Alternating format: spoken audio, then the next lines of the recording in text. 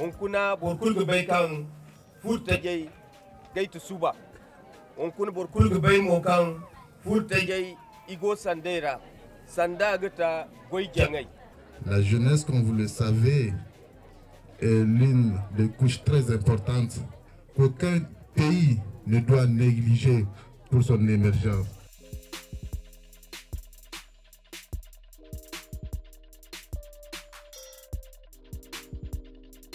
Nous sommes là dans le cadre du lancement des activités de formation qui concernent 5150 jeunes dans les filières agro-silvopastorales, notamment dans les métiers de l'agriculture, de l'élevage et tout ce qui est en lien également avec le métier dans le secteur halieutique. Nous avons mobilisé une ONG qui va mettre en œuvre les formations.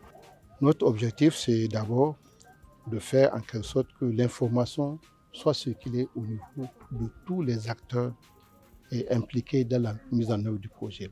Nous avons normalement 18 communes. Le premier critère de sélection, c'est l'âge.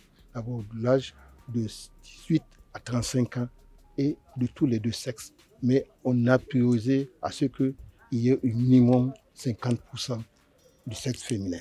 L'objectif visé, c'est de pouvoir former des entrepreneurs ruraux en utilisant un peu toutes les ressources qu'il y a en lien avec aussi l'objectif de notre projet qui est axé sur l'utilisation et la gestion durable des ressources naturelles.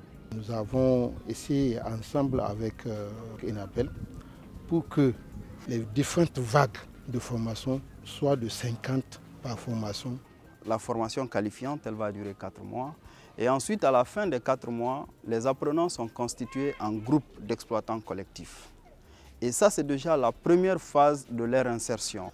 Et la phase d'insertion, elle dure 4 mois également.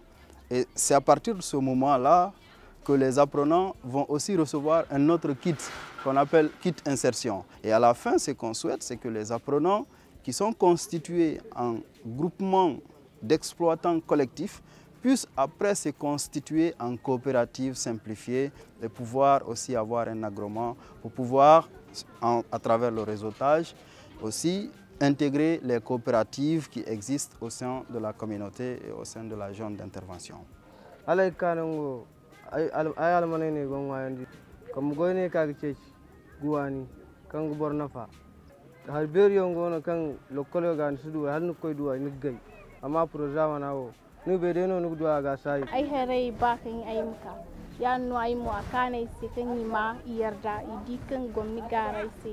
Je demande alors à chacun de bien jouer son rôle. Je tiens à remercier chaleureusement tous nos partenaires, notamment Enabel et l'Union européenne.